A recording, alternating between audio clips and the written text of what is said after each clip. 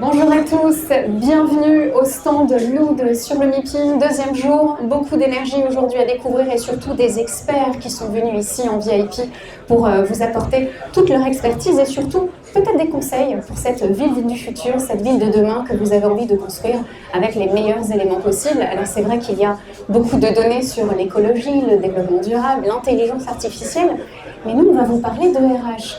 Alors bonjour Kevin Boucharev. Bonjour. Bienvenue. Merci beaucoup de me recevoir. Oui, et merci beaucoup à vous d'avoir répondu présent parce qu'on sait que les invités un petit peu disruptifs peuvent nous donner un éclairage supplémentaire. Alors vous êtes expert reconnu en innovation RH et transformation avec une expertise en management consulting et change management. Alors concrètement, en quoi ça peut nous parler ce domaine d'expertise et quels sont surtout vos objectifs? Qu'est-ce qu'on va apprendre dans cet entretien? Alors je pense que pour tous les professionnels de l'urbanisme et de l'immobilier qui sont présents ici, il n'y en a pas un seul qui peut me dire qu'il n'est pas concerné aujourd'hui par des problématiques RH. Parce qu'on est tous concernés aujourd'hui par le sujet de comment attirer, retenir et engager les meilleurs talents. Il n'y a pas une seule industrie aujourd'hui qui ne fait pas face à un déficit sur ce sujet-là.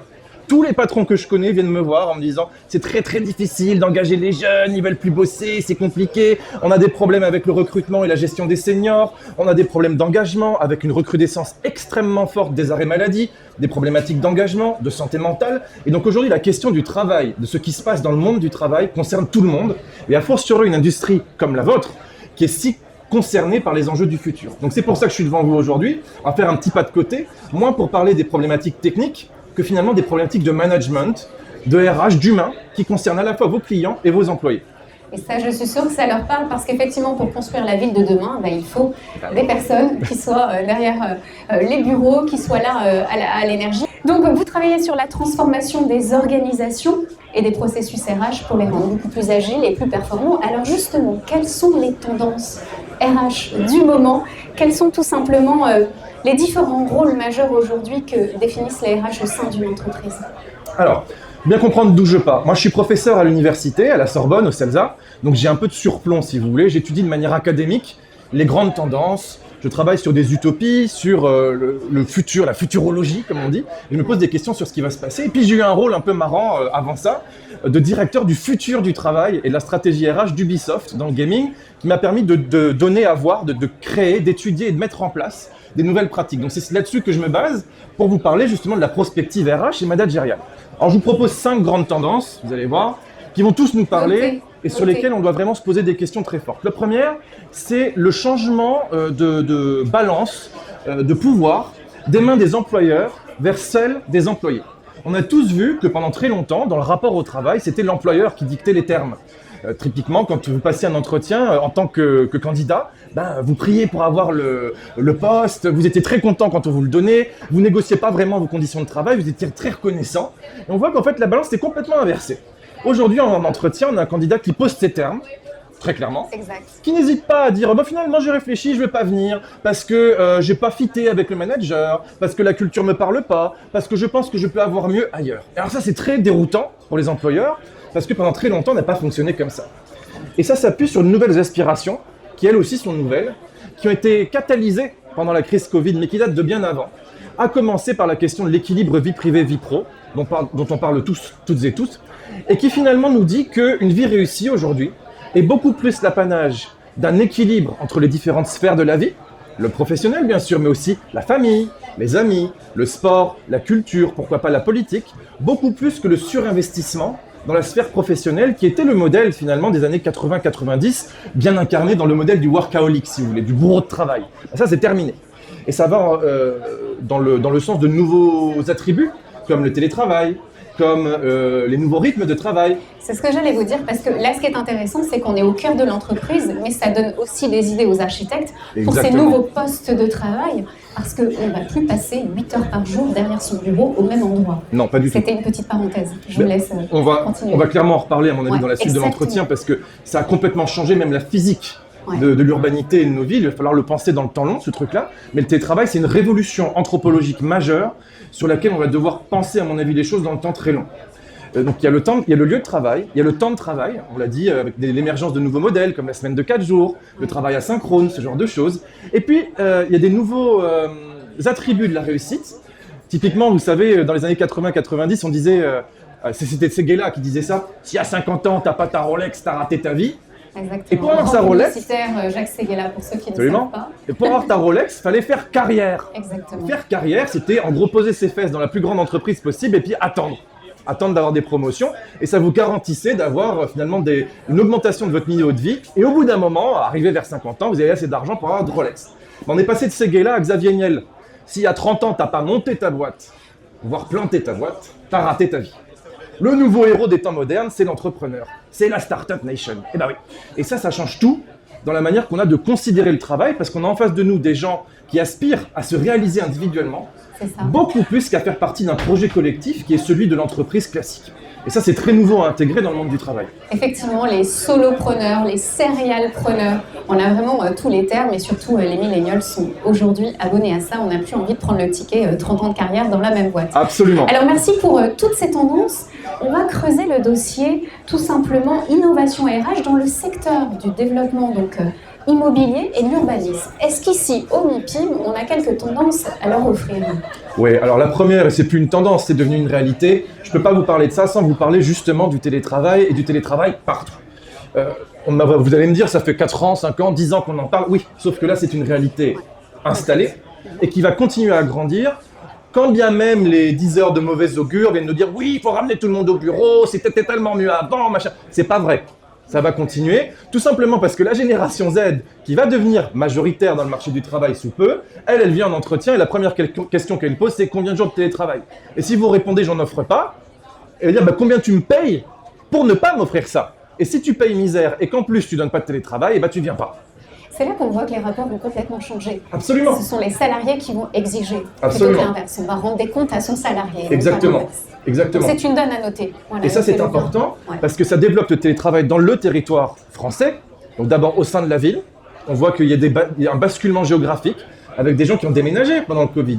Et donc ça installe de nouvelles dynamiques de transport, de lieux de vie, de lieux de sociabilité qu'il faut repenser. Et moi, j'ai lancé chez Ubisoft ce que j'avais appelé le Work from Anywhere, qui permet à tous mes collaborateurs de travailler jusqu'à 20 jours par an dans n'importe quel autre pays de l'Union européenne. Et donc là, j'ai installé la dynamique de manière internationale. Vous imaginez bien que tout ça, ça change tout, ça crée de nouveaux flux, ça nous fait repenser ce que c'est qu'une résidence secondaire, ça nous fait repenser ce que c'est que d'avoir de la famille à l'étranger, des dynamiques à l'étranger, potentiellement un autre job à l'étranger. Vous savez, les fameux slashers, ceux qui ont 2-3 jobs en même temps. Jobs à la suite. Et bien justement, tout ça, ça peut s'installer grâce à ça. Donc je vous le dis tout de suite, ça ne va pas s'arrêter. Ne croyez pas les gens qui vous disent « Oui, vous allez voir, on va revenir à comme… » C'est pas vrai du tout. Toutes les études prospectives sérieuses nous montrent que c'est là pour rester. Et justement, il va falloir trouver de nouveaux équilibres pour faire jouer toutes ces nouvelles réalités ensemble. Et justement, c'est grâce à vous qu'on va peut-être trouver des conseils et des solutions, parce que certains veulent rester chez eux dans leur petite maison de campagne, ils aiment leur entreprise, leur machine à café et leurs collègues. D'autres sont déjà à l'autre bout de la planète. Voilà. J'en connais une en quelque sorte. Alors, ça me fait penser quand même, autre point pour répondre à votre question, qui est la grosse tendance sur laquelle finalement on parle un peu moins, qui est celle de la personnalisation de l'expérience employée.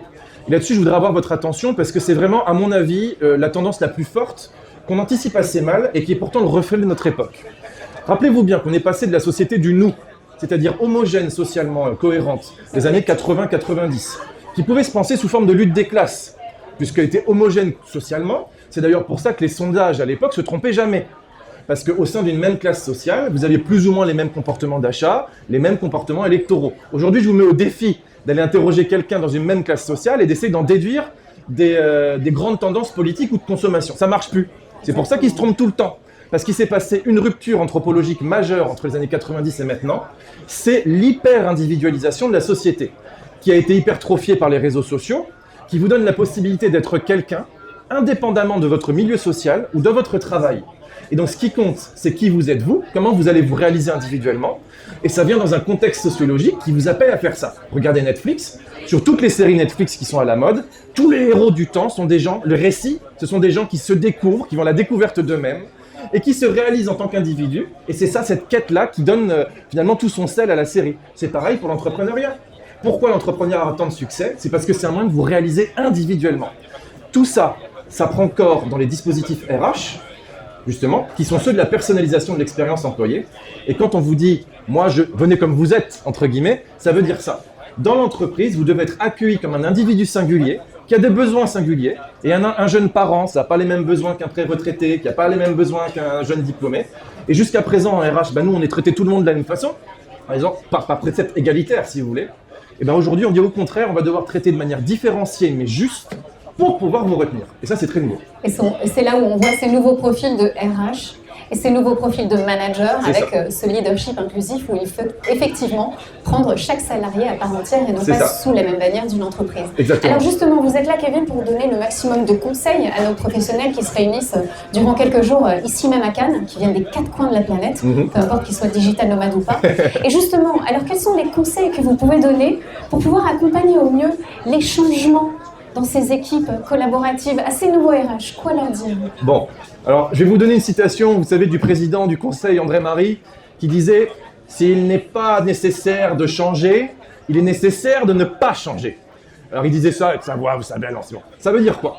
Ça veut dire qu'un changement qui n'est pas perçu comme urgent et fondamental, les gens ne l'achètent pas. Exactement. Donc la première des choses à faire quand on fait de la conduite du changement, c'est de convaincre tout le monde qu'il est impératif de changer. Et pour ça, il faut créer ce que les Anglais appellent une burning platform, une plateforme chauffante, brûlante, qui est de dire, en gros, si on est convaincu d'un changement, il doit répondre à un pourquoi extrêmement clair. Et malheureusement, souvent, on explique le quoi quand on fait le changement, c'est-à-dire voilà de quoi demain sera fait, sans expliquer le pourquoi. C'est une grosse erreur, il faut passer beaucoup de temps sur le pourquoi, de sorte que les gens ne contestent pas cet état de fait. Ça, c'est la première étape. Ensuite, parce que tout changement fait peur, et parce que tout humain a envie d'en faire partie, la deuxième chose la plus importante, c'est de s'assurer que vous impliquez les gens dans le changement dès le début. Tout de suite. Donc vous avez une idée de changement, amenez vos équipes dedans, interrogez-les, impliquez-les, posez-leur des questions. Faites en sorte qu'ils se sentent partie prenante de ce changement. Ça va baisser de moitié le potentiel de résistance. Troisièmement, over-communiquer. Communiquer. Souvent, dans un changement, on a des inhibitions. Parce qu'on a peur de choquer, on a peur de faire peur, on a peur qu'il soit trop tôt, on a peur qu'il y ait des objections. Arrêtez d'avoir peur. Il est beaucoup plus facile de récupérer une mauvaise communication que de récupérer des angoisses qui sont liées à un manque de communication. Parce que quand on ne communique pas, la nature ayant horreur du vide, on crée de la rumeur, on crée de l'interprétation, on crée du soupçon. Et pour détruire tout ça, ou en tout cas le limiter, il faut vraiment over-communiquer. Puis dernièrement, expérimenter. Quand un changement arrive, souvent, on a une théorie du changement, on a une représentation de comment ça va se passer, mais pour essayer d'exorciser les peurs et les doutes qu'on a vis-à-vis de ça, le mieux c'est de l'essayer. Donc typiquement, prenons l'exemple d'un déménagement d'entreprise. Ça fait peur ça. Et dans ce salon, vous êtes nombreux à travailler sur ces sujets. Un déménagement d'entreprise, il y a des gens qui vont dire « Ah c'est loin, ah ça va être moche, ah ça va être dur ». Ok, mettez les gens sur le chantier, amenez-les, faites des visites sur le chantier, montrez les nouveaux espaces, faites-les expérimenter. Donnez-leur une responsabilité. Absolument. Et là, vous allez créer des agents du changement, vous allez exorciser les peurs, vous allez montrer que finalement, c'est pas si mal. Et vous allez voir que le changement va beaucoup mieux se passer comme ça. Alors, on voit dans les éléments clés qui ont été donnés qu'on a donc l'urgence, cette notion d'urgence, cette notion d'implication, cette notion aussi de communication, comprendre ce que l'on fait et pourquoi. Alors, j'ai envie d'être un petit peu poil à gratter. Pourquoi ça ne marche pas avec le réchauffement climatique? Alors que depuis les années 80, on est en urgence et on sait que les oursons là-haut sur ma banquise sont vraiment au plus mal. Ça ne marche pas. Alors peut-être que la clé, on va se tourner du côté des leaders. Et là, vous avez des conseils à donner. Quels sont les types de leaders, les profils de leaders qui vont être capables de mener le changement? Avis à tous les leaders qui sont face à nous et surtout à ces fameux RH qui seront peut-être le Paul Watson de demain. Tout à fait. Alors c'est un très bon exemple, la question du développement durable et de l'écologie. Parce que le leadership, ça commence par un principe clé, qui est que le poisson est toujours pourri par la tête. Et donc, ça veut dire quoi? Ça veut dire qu'un bon leader, c'est un leader exemplaire. Vous me posez la question de pourquoi ça ne marche pas sur la question écologique. Tout simplement parce que les prêcheurs et les donneurs de leçons sont précisément ceux qui ne changent pas. Donc, vous avez des gens convaincus, des écologistes convaincus, des chercheurs qui prêchent la bonne parole, qui démontrent l'urgence de la chose. Mais les décideurs, les politiciens, les chefs d'entreprise vont demander des efforts à des citoyens, sans même eux-mêmes faire l'effort de changer profondément leur mode de fonctionnement, leur process, leur organisation. Et donc ça ne marche pas. On ne croit pas quelqu'un qui n'a pas lui-même incarné le changement qu'il prêche. Donc ça commence toujours par là. Un bon leader, c'est un leader exemplaire. Pour répondre à votre question, en sociologie, on parle de 3 grandes caractéristiques du leader moderne. Le leader people, donc le leader qui s'intéresse aux gens, le leader agile et le leader visionnaire. Le leader people, le leader qui s'occupe des gens, c'est celui qui a à cœur justement d'avoir vraiment les gens dans les tripes. Et donc c'est l'inverse du leader, si vous voulez, entre grosses guillemets, du connard qu'on a connu dans les années 80-90, c'est-à-dire celui qui vous manage par le temps, par la pression, par l'humiliation, par les rodomontades, etc. Ça, plus personne n'en veut. Au contraire, on veut un leader qui s'intéresse à vous, qui est capable d'accueillir la flexibilité, qui est capable de vraiment comprendre quand les choses ne font pas, de vous développer, de passer du temps à vous poser des questions sur ce dont vous avez besoin pour être formé, pour votre développement de carrière, etc. C'est absolument essentiel. Premièrement. Deuxièmement, le leader agile, c'est celui qui teste des choses. L'agilité, c'est pas simplement de changer d'avis comme de chemise. C'est d'être capable de comprendre que l'environnement autour de nous est constamment changeant, qu'on peut se faire disrupter notre marché par n'importe quel concurrent, qu'il peut y avoir des bonnes idées qui surgissent de n'importe où, et plutôt que d'avoir peur de ça, le leader agile, il est courageux. Il va tester à petite échelle des nouvelles idées avec des indicateurs de succès, et puis il va regarder ce qui se passe plutôt que de faire des plans sur la comète à 6 ans, 10 ans, etc. et en ayant peur de tout. Donc ça, c'est quand même très important. C'est ce qu'on appelle le fameux test and learn, si vous voulez. Et ça vient avec un troisième principe, qui est le leader visionnaire. Et le leader visionnaire, lui, il ne s'occupe pas d'expliquer le passé. Moi, quand je fais des consultations dans des grands groupes du CAC 40, vous savez comment ça se passe, les comités exécutifs? Sur 2 heures de comité exécutif, ils passent 1h30 à expliquer les résultats du passé. Exactement. Et à s'engueuler constamment, dire oui, on n'a pas fait les résultats, c'est pas bien, qu'est-ce qui s'est passé? Ils vont passer 15 minutes à parler du présent et 15 minutes à parler potentiellement du futur. Et bien moi, je propose de faire l'inverse. Parce que ce qui s'est passé, on s'en fout. C'est déjà passé. Donc apprenons de nos erreurs, disons bah là il y a un truc qui a pas marché, on va mettre une formation pour aller mieux, on valide tous, oui très bien. Et ensuite on parle du futur, parce que ce qui compte c'est de faire mieux. Ce qui compte c'est de penser à ce que demain on pourra faire de mieux que nos concurrents, qui on peut attirer dans nos entreprises, quels services on peut développer pour avoir des nouveaux avantages compétitifs. Et c'est pour ça que vous avez répondu présent au MIPIM de Cannes aujourd'hui, salon international qui repense la ville du futur, la ville de demain. Effectivement, c'est nouveau de vie dans un environnement en mutation. Alors on va faire un clin d'œil à cette équipe de Nood et surtout les Nooders, comme j'ai appris ici sur ce stand, qui réfléchissent à cette future stratégie de mise en place de villes avec mixité, inclusion sociale, développement durable. Alors justement, quelles sont les transformations RH qu'on peut leur proposer? Qu'est-ce que vous leur conseillez? Bon, il y a plusieurs transformations humaines et RH qui concernent justement le monde de l'immobilier, le monde de l'urbanisme, etc. Le premier, on en a parlé tout à l'heure, c'est la question du travail hybride. Je vous l'ai dit, c'est là pour rester. Et ce fait-là, anthropologique, encore une fois majeur, transforme tout. Il transforme nos mobilités, il transforme nos lieux de vie, nos lieux de sociabilité, nos lieux de travail. Et donc il faut être capable de repenser des lieux qui jusqu'à présent étaient mono-utilités. Par exemple, un bureau, c'était un immeuble de bureau, c'est un immeuble de bureau. Un hôtel, c'est un hôtel. Un lieu de passage, c'est un lieu de passage. L'hybridité, c'est aussi ça, la capacité de faire plusieurs choses au même endroit. Et typiquement, j'ai vu au Canada, par exemple dans la ville de Toronto, qui est une ville qui est complètement sinistrée par la question du travail hybride. Parce que la ville est très chère, le coût du logement est très cher, donc les gens habitent à 2 heures en général de leur lieu de travail, et depuis le Covid, finalement, ils ne veulent plus revenir au bureau, ça ne marche pas. Qu'est-ce qu'on fait de tous ces immeubles de bureaux en centre-ville? On ne sait pas quoi faire. Et bien, il y a des gens qui ont commencé à se dire, on va en transformer une partie en habitation pour nos salariés, de sorte qu'ils puissent venir faire leurs 2 ou 3 jours de travail en présentiel sur place.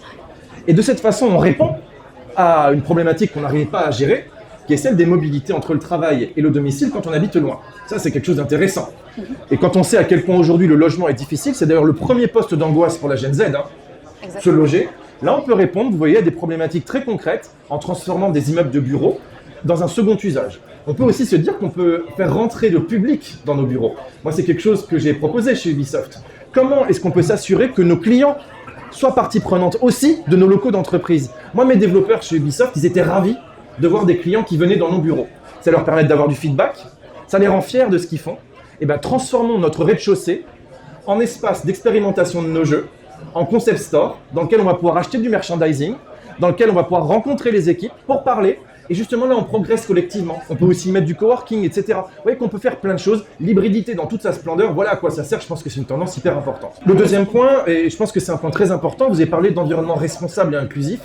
En RH, nous, on parle depuis longtemps de diversité et d'inclusion. L'inclusion, c'est le fait de se dire que chaque personne est différente et qu'elle a besoin d'espaces, de modes managériaux différents pour donner leur plein potentiel. On a bien vu la question aujourd'hui de ce que c'est que d'être une femme au travail. On a pendant très longtemps considéré que femme-homme, c'est pareil et qu'il faut donner la même chose. Ben non. En fait, il peut y avoir des lieux spéciaux, on l'a bien vu pour les femmes, qui sont liés à l'hygiène féminine, qui sont liés potentiellement à tout un tas de problématiques que seules les femmes concernent. Et pour ça, on peut créer des espaces faits pour ça. La question du handicap. Aujourd'hui, on le sait très bien. Alors, on a des règles pour ça, il y a des lois qui encadrent.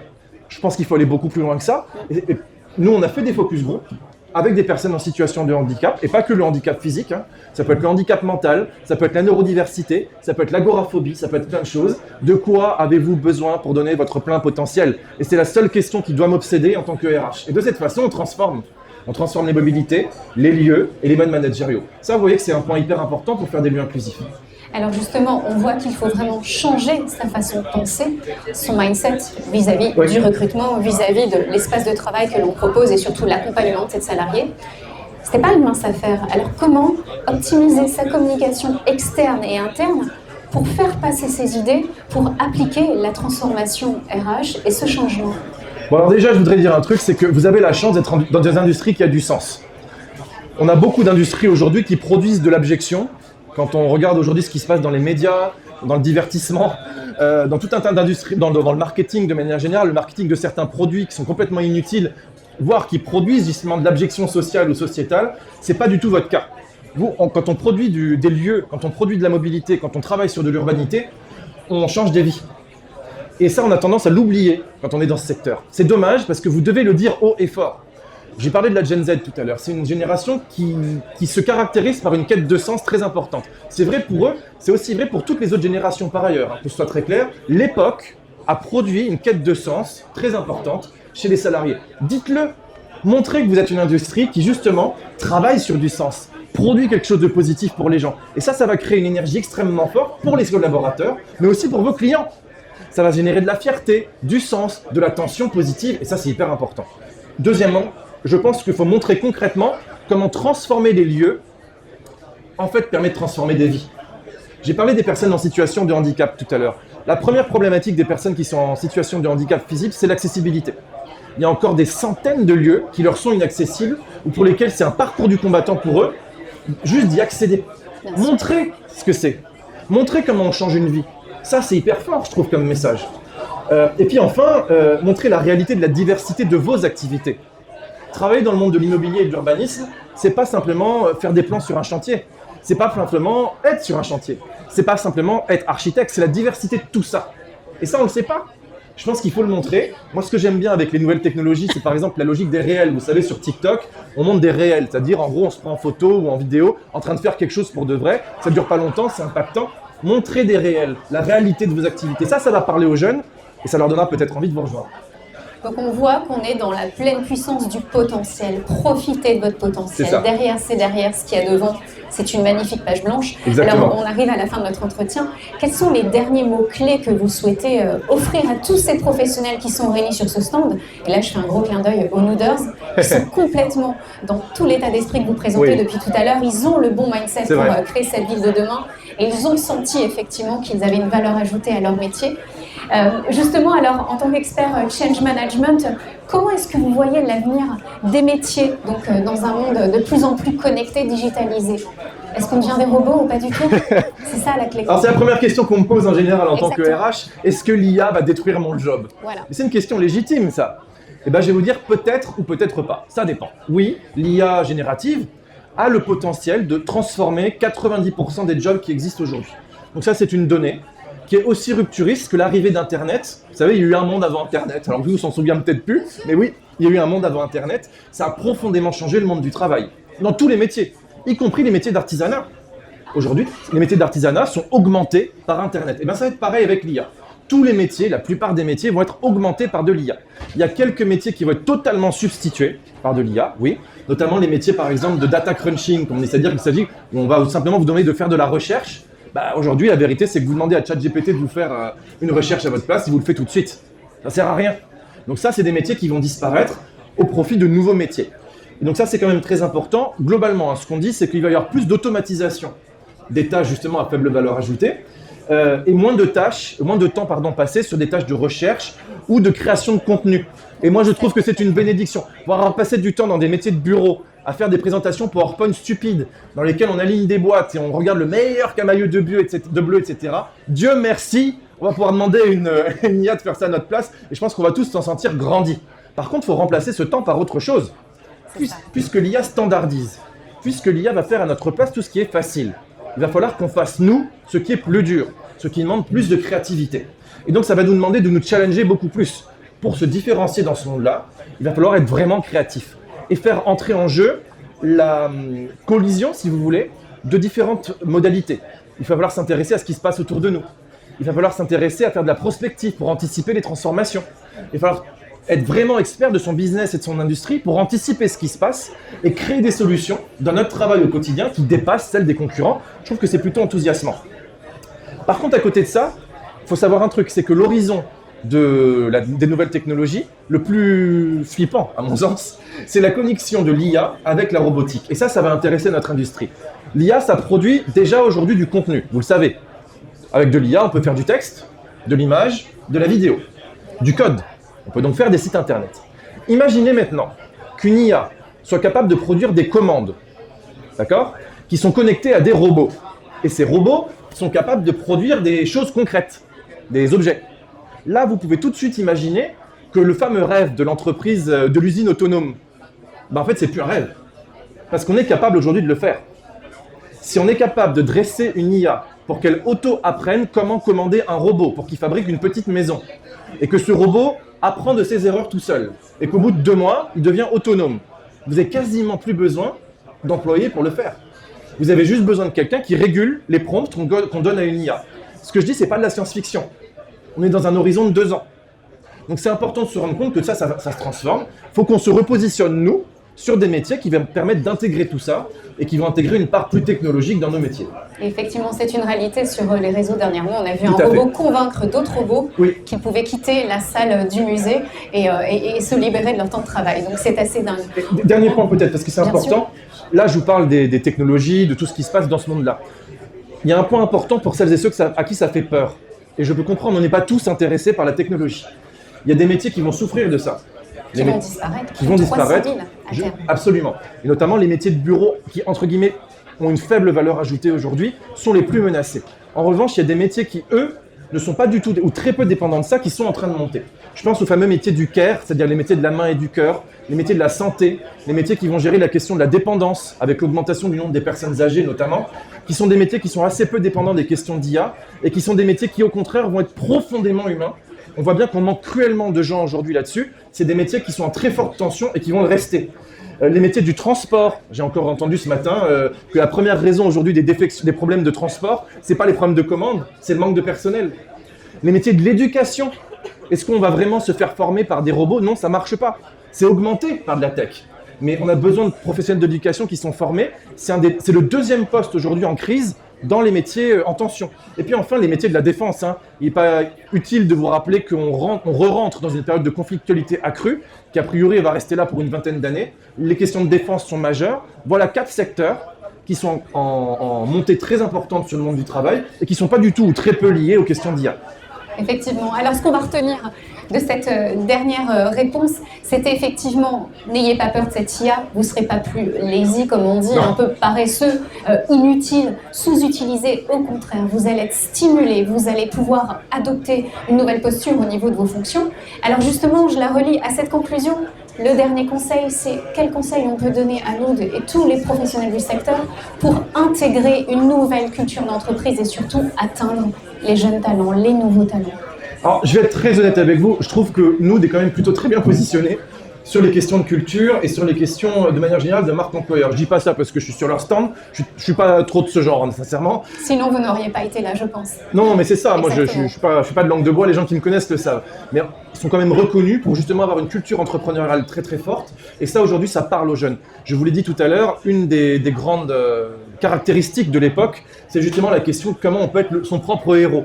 Et cette question s'incarne bien dans la logique entrepreneuriale. Donner à faire des choses qui ont du sens, déléguer pour de vrai, arrêter de centraliser les choses dans des organisations tentaculaires, avec des process qui n'ont pas de sens, des outils à n'en plus finir, des reporting à n'en plus finir. Ça tue la créativité, ça tue l'innovation, ça tue l'initiative. Je pense que nous, le sait très bien, avec justement, ce qu'ils sont reconnus très internationalement pour cette culture de l'entrepreneuriat. Deuxièmement, il faut être audacieux. L'époque est à la singularisation. Donc il faut arrêter le consensus mou qu'on a connu pendant des années pour essayer de faire plaisir à tout le monde. Regardez les valeurs des entreprises du CAC 40, c'est toutes les mêmes. Collectif, audace, bienveillance, esprit d'équipe, tous ces mots valises qui veulent rien dire, ça n'intéresse personne. Personne. Singularisez-vous, dites vraiment ce que vous êtes et en quoi vous vous différenciez des autres. Et ça plaira peut-être pas à tout le monde, mais justement, les gens à qui ça plaira, ils seront particulièrement motivés.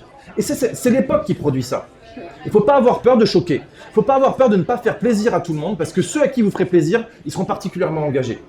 Et puis, je l'ai dit tout à l'heure, la question de la délégation et de ce que disent les Anglais, le l'empowerment, c'est-à-dire la capacité que vous avez à agir individuellement dans votre job, elle est cruciale.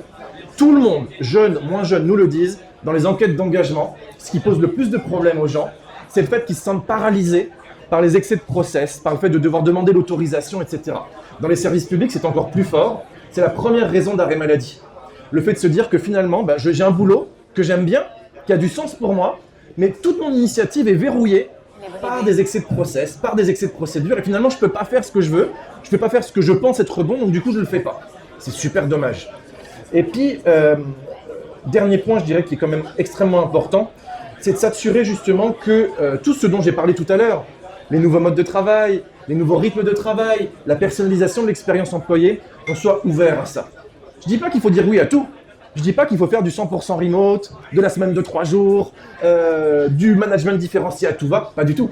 Mais quand une bonne idée émerge, la responsabilité qu'on a en tant qu'employeur, c'est de la tester.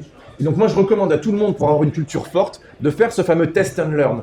Quand il y a une bonne idée qui surgit, on l'essaye. Et si on voit par la démarche, par l'action que ça ne marche pas, et bien dans ces cas-là, on aura une preuve que ça ne marche pas. Mais si par l'action, on a une preuve que ça marche, il n'y a aucune raison de ne pas y aller et tout le monde s'en sortira grandi. On appelle ça l'optimisme. Merci Absolument. Infiniment, Kevin Bouchareb. On retrouve cette rencontre sur les réseaux sociaux et surtout toute l'actualité et l'expertise de Kevin Bouchareb. C'est marqué juste au-dessus de moi. Allez-y tout de suite, cliquez. Cliquez. Likez, dites-lui un grand merci. Très bon meeting à vous. Merci.